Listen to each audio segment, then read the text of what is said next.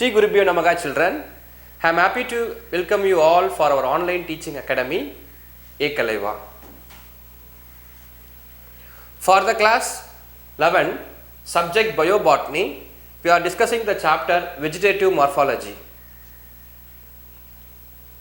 Today, we are going to see leaf type. In the previous class, we discussed about the phyllotaxy. Children, what is phyllotaxy? Yes, very good. The arrangement of leaves is called phyllotaxy, right? Now we are going to see leaf type. Leaf type is nothing but the pattern of division of a leaf, okay, into a discrete component or segment is termed as leaf type. The leaf type is maybe two types. One is simple leaf and another one is compound leaf. I am repeating once again. Leaf type is nothing but pattern of division of a leaf into a discrete components. Okay. So next we move on to the simple leaf. What is simple leaf?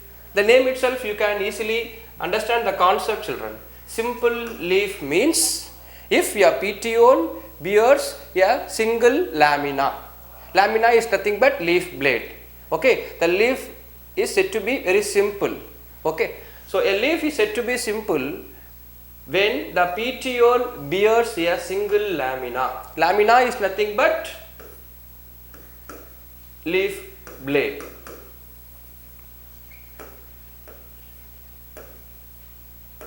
See the picture here, children. This part is said to be petiole. And this part is said to be lamina.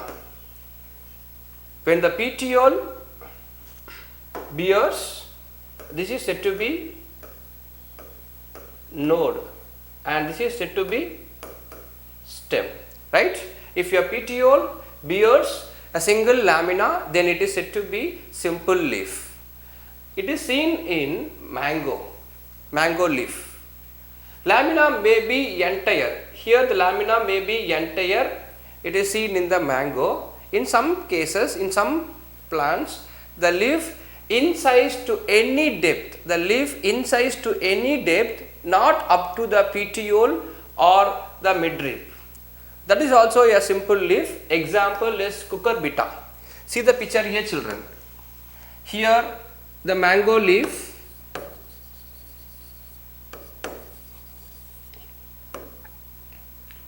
See, the petiole bears a single lamina. See this picture, there may be a incision to the midrib, not up to the midrib. Okay, that is also a simple leaf. One petiole having a single lamina, there may be incision not up to the midrib or not up to the petiole. So that is also a simple leaf. Clear, children? Next we move on to compound. A compound leaf is one which the main rachis. What is the meaning of rachis, children?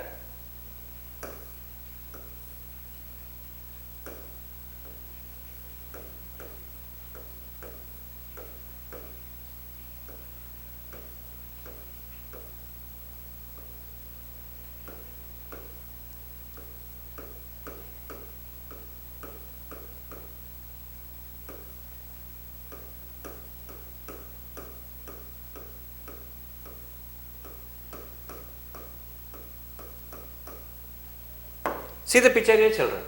This part is said to be rachis.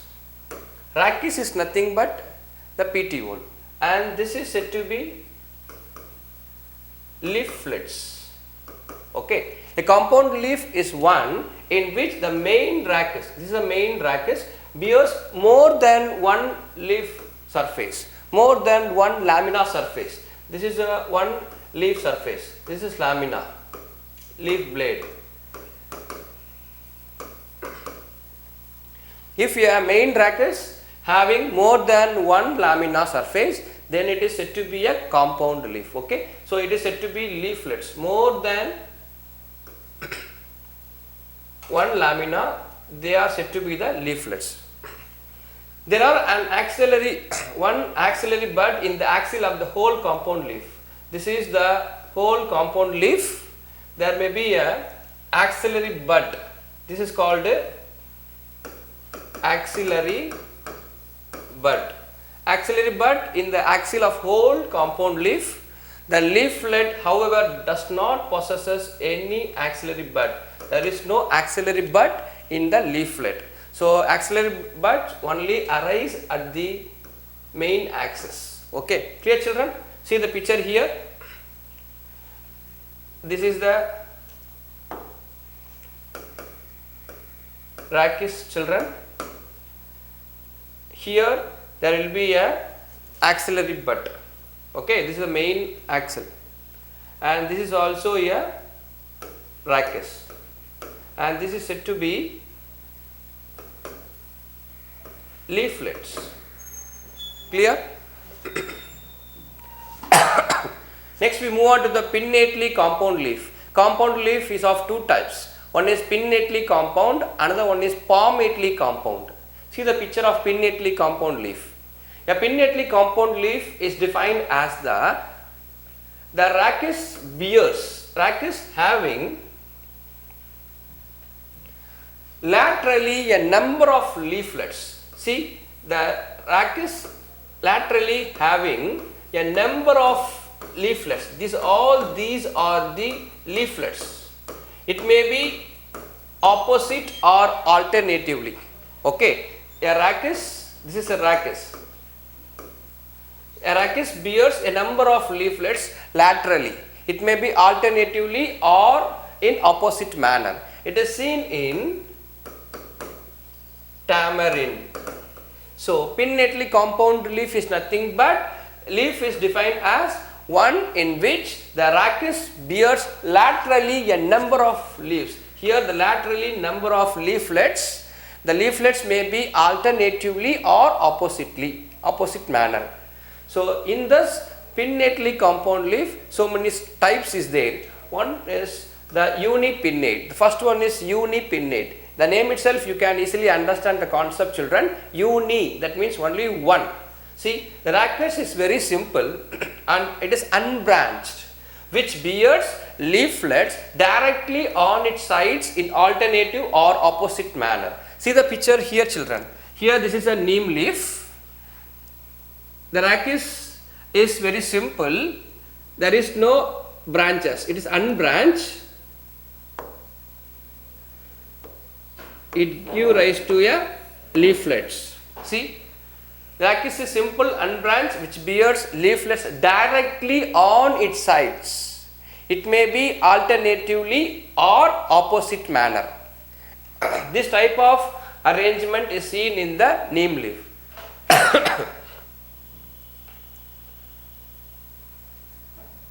Next we move on to types of unipinnate. So unipinnate leaves is of two types. One is peripinnate and another one is imparipinnate. See the picture here, children. When the leaflets are even in number, these leaflets are even in number, then it is said to be peripinnate. It is seen in the tamarind. Okay. So in case of imparipinnate, the leaflets are odd in number. It is seen in the rose plant. See the picture of rose leaf. The leaflets are odd in number. It is the rachis having only one unbranched. Okay, so the leaflets are odd in number. The leaf is said to be imparipinnate. It is seen in the rose. The next one is biparipinnate. Bipinnate. So that primary rachis produces a secondary rachis. See the picture here. There will be a primary rachis. This is the primary rachis. This primary rachis give rise to secondary rachis.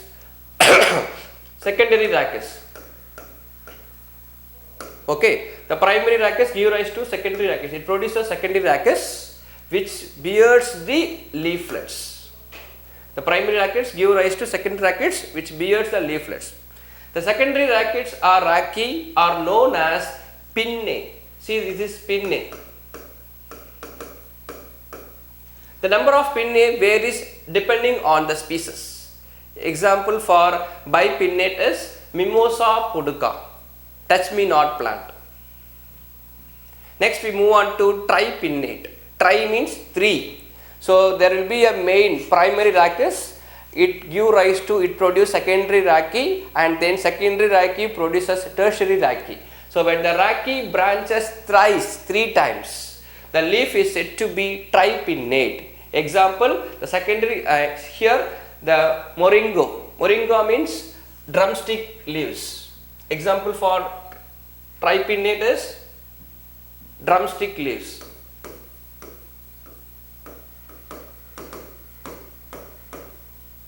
Here the secondary rachis produces the tertiary rachis which bears the leaflet. See the picture here.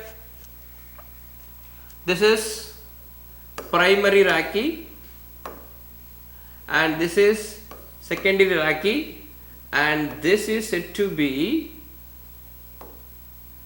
tertiary rachis.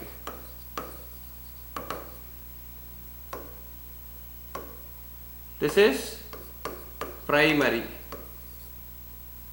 this is secondary. Okay, this is tertiary rachis. So the main rachis, the rachis branches into thrice. It produces secondary rachis and secondary rachis produces tertiary rachis. From there the leaflets arise. That type of arrangement is said to be tripinnate. It is seen in the moringa. The next one is decompound. Decompound, the name, see the name, decompound. When the rachis of leaf is branched several times, then it is said to be decompound. It is seen in Coriandrum sativum. Coriandrum sativum, that is, see the picture here, Coriandrum leaves. Everyone knows about the coriander leaves. The rachis give rise to so many branches. See there, the rachis of leaf is branched into several times. The rachis branches into several times, then it is said to be decompound. It is seen in the Coriandrum sativum. Next we move on to palmately compound leaf. See the picture here, children. A palmately compound leaf is defined as one in which the petiole bears terminally. See the picture here. This is the petiole. This is the petiole. It bears terminally one or more leaflets which seems to be radiating from a common point like fingers from the palm. See, this is the palm, right? The fingers here. It looks like a fingers from the palm. See the leaflet. See the picture of leaflets. It looks like a finger from the palm. So the petiole bears terminally one or more leaflets which seems to be radiating from the common point. Here the common point is there. This is called a common point. The leaflets arise.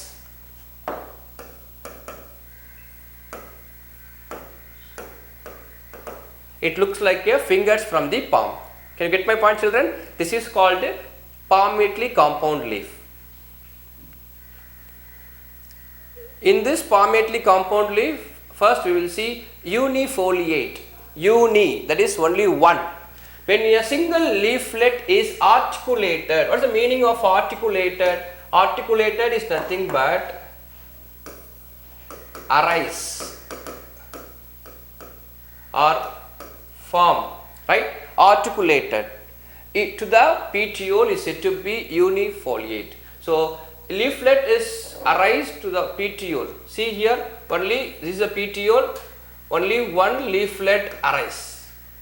It is seen in the citrus, lemon tree. Then bifoliate. When there are two leaflets, bi means two. Two leaflets arise or articulated to the petiole. Two leaflets are articulated to the petiole. This is the petiole. This is the petiole. This is the leaflet. This is also a leaflet. Two leaflets articulated to the petiole, then it is said to be bifoliate. It is seen in the Zoriana. Then trifoliate. Tri means three. Three leaflets articulated to the petiole, then it is said to be trifoliate. It is seen in Agel marmelos. See the picture here. This is one leaflet, this is a second leaflet, and this is a third leaflet. Three leaflets arise or articulated to the petiole. This is said to be petiole. Then it is said to be trifoliate. It is seen in Agel marmelos. Then fourth one, quadrifoliate. There are four leaflets articulated to the petiole. See the picture here, children. This is 1, 2, 3, 4.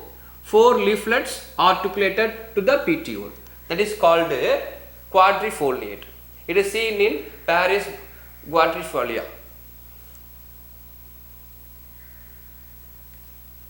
Next one, multifoliate. Multi means many. 5 or more leaflets are joined and spread like a fingers from the palm. So 5 or more leaflets are joined and spread. So see here, leaflets are joined. All these leaflets are joined and spread like a fingers from the palm. This is a palm. The fingers are spreading like this. Then it is said to be multifoliate. See the picture. This is the leaflet. So 5 or more leaflets are joined. All these are joined and spread like fingers from the palm. It is seen in the silk cotton tree. Clear, children? Thank you, children. To receive our online lessons, please press subscribe button and you will receive the latest updates. Thank you.